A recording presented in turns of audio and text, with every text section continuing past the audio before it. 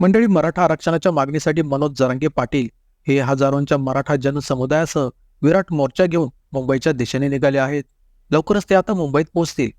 पण मंडळी, मुंबईतील आझाद मैदानावर मनोज जरांगे पाटील यांना आंदोलनाची परवानगी मिळालेली नाहीये.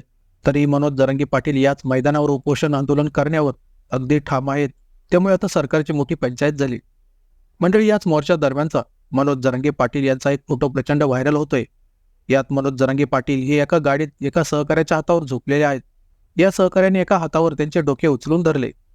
मनोज जरांगे पाटील यांचा हा फोटो खूप व्हायरल होत असून आई कुठं काय करते या स्टार प्रवाहावरील मालिकेत झळकणारी अभिनेत्री अश्विनी महांगडे हिने सुद्धा जरांगे पाटलांचा हाच फोटो शेअर करत त्यांचे कौतुक करत तिने त्यांच्या आंदोलनाला सपोर्ट केलाय.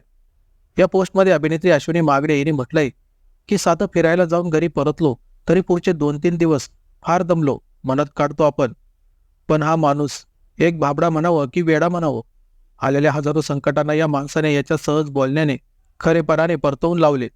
आज लाखो मुलांच्या डोळ्यात एक स्वप्न आहे की आता तरी न्याय मिळेल.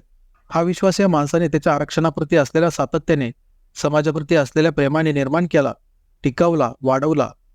म्हणूनच आज समाजाचा एक भाग म्हणून या आंदोलनात सोबत करणे हे माझे कर्तव्य वाटते.